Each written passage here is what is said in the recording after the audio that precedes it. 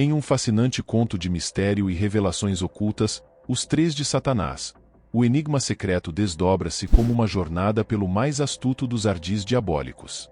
Nesta narrativa, somos levados a confrontar a verdadeira natureza do pecado, uma entidade não apenas mencionada de passagem nas Sagradas Escrituras, mas como um assunto de profunda seriedade. Longe de ser uma trivialidade, o pecado se revela como um inimigo sutil, capaz de seduzir, enganar e, por fim, endurecer o coração humano. Advertidos pelas Escrituras, como em Hebreus, capítulo 3, versículo 13, somos convidados a uma reflexão. O pecado, em sua essência enganosa, é minimizado aos nossos olhos pelo próprio arquiteto da escuridão, Satanás, que busca, com isso, diluir a gravidade de suas consequências. O pecado não é apenas um erro passageiro. É, na verdade, uma força destrutiva, exigindo nada menos que o supremo sacrifício de Cristo no Calvário para redimir a humanidade de seu alto custo. Este relato não apenas reconta os perigos inerentes ao subestimar o pecado, mas também expõe como Satanás nos ilude, tentando redefinir e desviar nossa compreensão do que realmente significa pecar. Ele nos seduz com a falsa segurança de que transgressões menores, aquelas pequenas mentiras ou indiscrições menores, são insignificantes aos olhos de Deus. Este engano nos leva a questionar os limites da paciência divina, sugerindo que, se nossas ações fossem verdadeiramente condenáveis, certamente enfrentaríamos consequências imediatas. Por meio de exemplos cotidianos, como o homem que secretamente sustenta uma segunda família, somos confrontados com a realidade distorcida do pecado em nossas vidas. Essas histórias revelam como a percepção do pecado pode ser alterada, levando-nos a justificar internamente nossas ações sob a crença enganosa de que se a vida ainda é boa, talvez o que estou fazendo não seja tão ruim. Este enredo não é apenas uma reflexão sobre a natureza do pecado, mas um convite à introspecção. É uma chamada para reconhecer como facilmente podemos ser desviados do caminho da retidão, enganados por uma compreensão distorcida do pecado, e como, em última análise, apenas um entendimento verdadeiro e um coração contrito podem nos reconectar com a divina graça. No labirinto de desvios e armadilhas que compõem a trama de nossas vidas, encontramos histórias de mulheres e homens presos em teias de traição e vícios secretos. Mulheres que, sem um pingo de culpa, entregam-se a aventuras fora do casamento, e homens e mulheres que, na solidão de telas iluminadas, perdem-se em um mar de imagens que corroem a alma. Com o passar dos anos, esses atos de traição e indulgência se tornam, de maneira assombrosa, parte do que consideram normal, um status quo aceitável, diluindo a gravidade de seus atos até que o pecado, outrora um inimigo claro, torna-se um companheiro de jornada. Mas a história não termina aqui. A narrativa se aprofunda ao expor a sutileza com que o pecado, redefinido e minimizado, tece sua presença no tecido de nossas vidas. Cristãos que uma vez caminharam com firmeza na luz agora encontram-se enredados em sombras, convencidos pelo sussurro constante de que seus atos não são tão destrutivos assim. Não é mortal, dizem a si mesmos, Deus não me castigou, então talvez não seja tão ruim. É neste ponto que a narrativa oferece uma reviravolta, um chamado ao despertar espiritual. As Escrituras, com suas palavras de poder e verdade, iluminam o caminho, insistindo que devemos confrontar e repudiar o pecado. Jesus, em sua sabedoria, nos exorta a adotar uma postura implacável contra aquilo que nos faz tropeçar, utilizando metáforas fortes para ilustrar a seriedade de se afastar do pecado, não como um chamado à automutilação, mas como uma exortação a lidar com o pecado de maneira decisiva e radical. Este conto, então, não é apenas sobre a presença insidiosa do pecado, mas também sobre a promessa de redenção. As consequências do pecado, embora possam não se manifestar imediatamente, são inevitáveis e mortais. No entanto, enfrentamos essa realidade não com desespero, mas com a esperança que vem de se apegar à palavra de Deus. Lembramo-nos do sacrifício de Cristo, escolhendo viver à luz de sua verdade. A graça de Deus, mais poderosa do que qualquer engano ou vício, nos convida ao arrependimento e à transformação. Confrontados com as astutas mentiras do inimigo, ecoamos as palavras de Paulo: miserável homem que sou, quem me libertará deste corpo sujeito à morte? E encontramos a resposta na promessa de libertação através de Jesus Cristo, nosso Senhor. Essa é a verdadeira jornada. um caminho marcado pela luta contra o pecado, mas iluminado pela graça redentora, nos conduzindo, passo a passo, à liberdade e à vida em sua plenitude. Continuando nossa saga através dos véus sombrios do desconhecido, adentramos o capítulo intitulado O Segredo do Medo. Neste episódio, desvendamos outra tática astuciosamente camuflada pelo mestre da decepção, Satanás, a arma do medo, tão letal em sua sutileza quanto invisível em sua abordagem. Ao mergulharmos nas Sagradas Escrituras, somos acolhidos pela sabedoria de Paulo, que em suas palavras ao jovem Timóteo, nos relembra de um poderoso mantra. Deus não nos dotou com um espírito acovardado, mas sim, com um espírito repleto de poder, amor e disciplina. Este precioso lembrete serve como um farol de esperança, declarando ousadamente que o medo, esse intruso paralisante, não origina-se no divino. Em nosso íntimo, quando o sussurro gelado do medo ameaça enraizar-se, é nosso dever discernir sua verdadeira procedência. O medo é, por natureza, uma ferramenta predileta do adversário, pois sabe que ao instigar o medo, ele incapacita, silencia e isola. O crente dominado pelo medo é despojado de sua eficácia, distanciado de sua missão divinamente ordenada. A narrativa se aprofunda ao examinarmos as sagas bíblicas, de Moisés diante da sarça ardente, aos israelitas aprisionados entre a espada e a parede do Mar Vermelho, e até Pedro, cuja fé vacilou sobre as ondas. Em cada conto, o medo tenta usurpar o plano divino, diluir a potência da fé.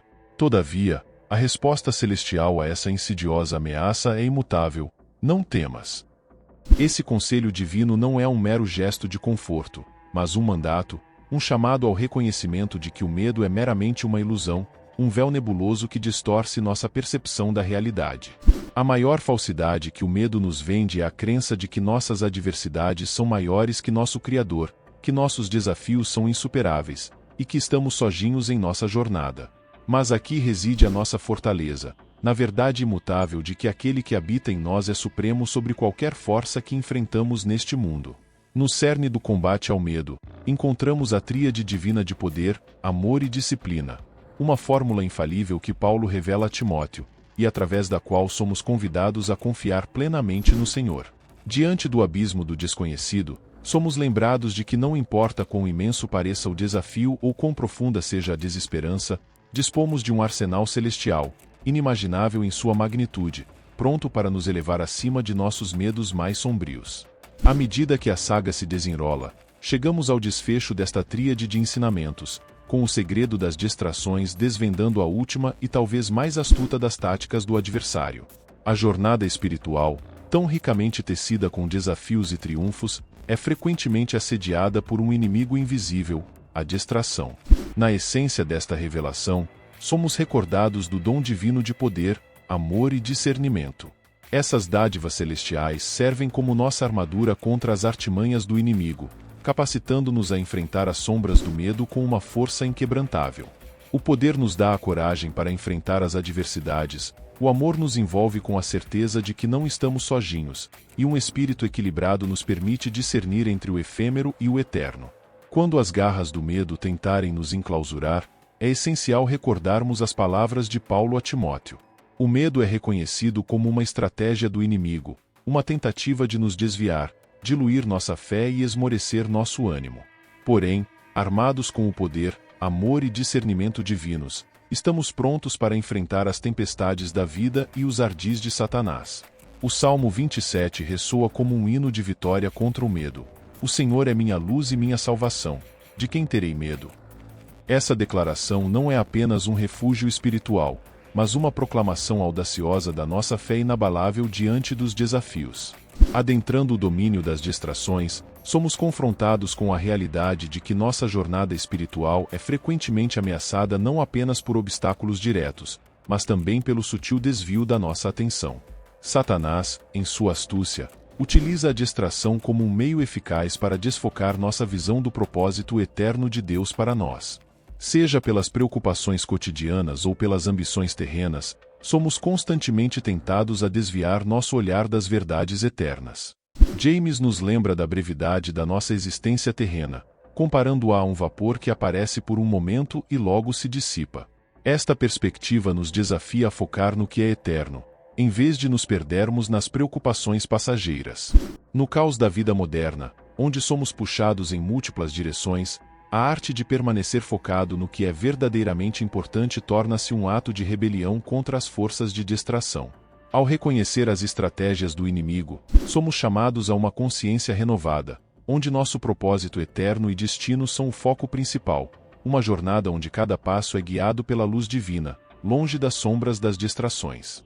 Nesta era moderna, frequentemente descrita como a era da velocidade e da eficiência instantânea, encontramo-nos enredados em uma teia de obrigações e distrações incessantes. Nossa existência diária é marcada por uma corrida contra o tempo, uma luta para encaixar uma lista interminável de tarefas em um ciclo de 24 horas que parece perpetuamente insuficiente.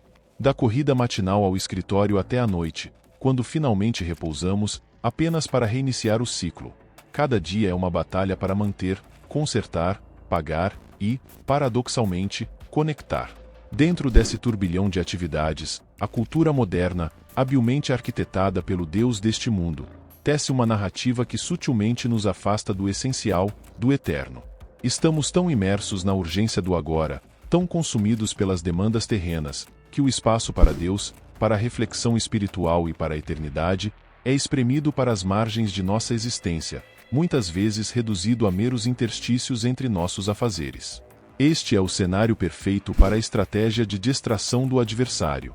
Seu objetivo não é apenas nos sobrecarregar com as preocupações mundanas, mas sim desviar nossa atenção, nossa paixão, nossa energia, do divino para o mundano, do eterno para o efêmero. Em sua astúcia, o inimigo nos faz acreditar que a vida se resume ao aqui e agora, esquecendo-nos de que cada momento carrega o peso da eternidade. Diante deste panorama, somos chamados a uma resistência consciente, a não nos conformarmos com os padrões deste mundo, mas a sermos transformados pela renovação da nossa mente. Romanos, capítulo 12, versículo 2.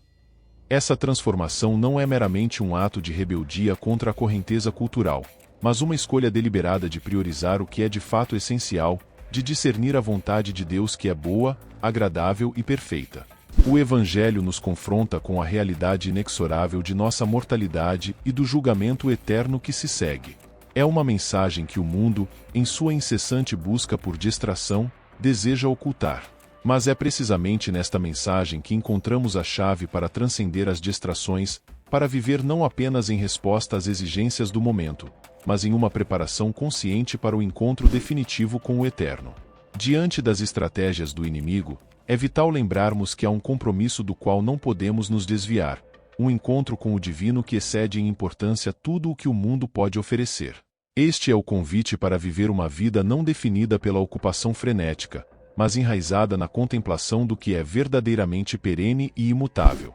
Nas profundezas de uma jornada espiritual, surge o capítulo final desta trilogia, intitulado O Desafio da Distração.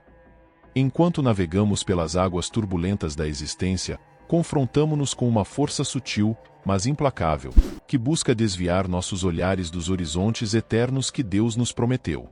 Esse adversário, astuto e incansável, utiliza a distração como sua estratégia predileta, ofuscando as verdades eternas com os afazeres e desejos mundanos. Em meio à sociedade supersônica em que vivemos, onde o café instantâneo e as entregas no dia seguinte são emblemas de nosso ritmo frenético, enfrentamos a constante batalha contra o tempo e suas limitações. Nos vemos imersos em um ciclo incessante de obrigações, trabalho, família, compromissos sociais, que ameaçam nossa conexão com o divino. Este mundo, meticulosamente moldado pelas mãos invisíveis do adversário, nos convida a um estado de ocupação permanente.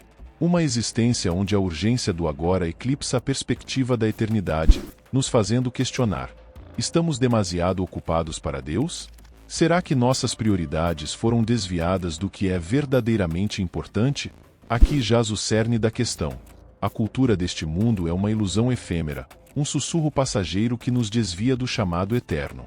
Somos instados, pela voz da sabedoria divina, a não nos conformarmos com os padrões deste mundo, mas a renovar nossas mentes, abraçando a promessa de uma vontade divina que é boa, agradável e perfeita. Diante dessa realidade transiente, somos confrontados com o compromisso inadiável que todos devemos honrar, o encontro com Deus. Hebreus, capítulo 9, versículo 27, nos lembra de um destino inevitável, a morte e o subsequente julgamento. Esta não é uma mera especulação, é uma verdade com a qual todos devemos nos reconciliar. Assim, ao nos prepararmos para os diversos estágios da vida, a aposentadoria, o futuro de nossos filhos, nossa segurança financeira, somos desafiados a contemplar o mais crucial de todos os preparativos, nossa prontidão para nos encontrarmos com o Criador. A pergunta ecoa, insistente e profunda: você está pronto para encontrar Deus? Este momento de reflexão não é apenas um convite à introspecção, mas um chamado urgente para reavaliar nossas prioridades, reconhecendo que, além das preocupações terrenas, há um encontro eterno nos aguardando. Que possamos, então, navegar pela vida não como navios perdidos na noite, mas como viajantes com o destino certo, guiados pela luz de uma promessa eterna.